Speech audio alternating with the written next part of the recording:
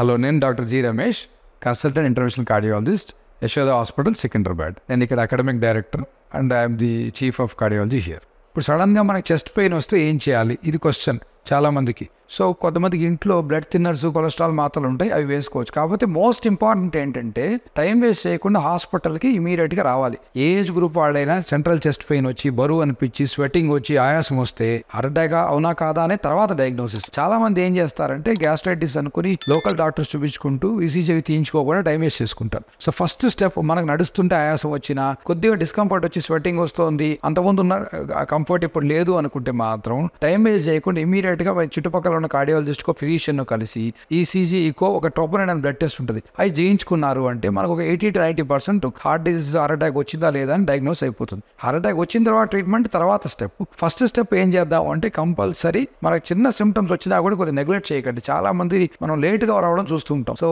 Most of them ఏమనుకుంటారంటే Boney pain అనో, gastritis అనో నెగ్లెక్ట్ చేస్తారు. మా రిక్వెస్ట్ ఏంటంటే ప్లీజ్ డోంట్ వేస్ట్ టైం. చిన్న సిమ్టమ్ అన్నా రండి, వచ్చి ఈసీజీ, ఎక్కడైనా మీరు పెద్ద హాస్పిటల్ రాలేకపోయినా ఇంటి చుట్టుపక్కల ఈసీజీతో పాటు బ్లడ్ టెస్ట్ ఏమైనా చేసుకోండి. మళ్ళీ ఫర్దర్ చిన్న డౌట్ ఉన్న ఆ సిమ్టమ్స్ తగ్గకపోతే మాత్రం మళ్ళీ వెళ్ళి అప్పుడు కొద్దిగా సీనియర్ డాక్టర్ని కన్సల్ట్ చేయండి.